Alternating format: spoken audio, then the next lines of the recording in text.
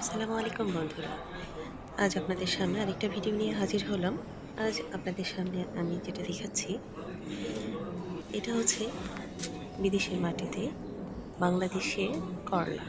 এই করলাটা বাংলাদেশ থেকে কিছুদিন আগে আমার বাসা থেকে, মানে আমার শ্বশুর বাসা থেকে আমাদের জমিতে কিছু করলা হয়েছিল। সেই করলাগুলো পাঠিয়ে দিয়েছে আমাদের এখানে।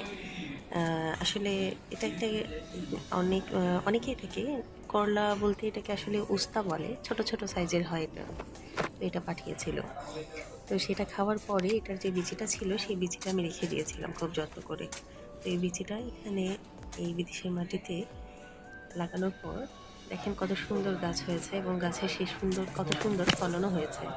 তো এই করলা আসলে অনেক মজার। অলরেডি আমরা এটা ভাজি করে খেয়েছি। তো আপনাদের সাথে এই ছোট্ট বিষয়টা আসলে শেয়ার করলাম। যদিও খুব ছোট একটা ভিডিও ক্লিপ, বাট এটা অনেক অনেক আনন্দ দিয়েছে। কারণ আপনাদেরকে আসলে বোঝাতে পারছি কিনা জানি না। আমাদের দেশের একটা এই করলাটা পাঠিয়েছিল বাংলাদেশ থেকে, তার বীজ থেকেই যে এই বিদেশের মাটিতে এত সুন্দর হয়েছে। তো আলহামদুলিল্লাহ। অসংখ্য ধন্যবাদ আমাদের সাথে থাকার জন্য। আল্লাহ হাফেজ।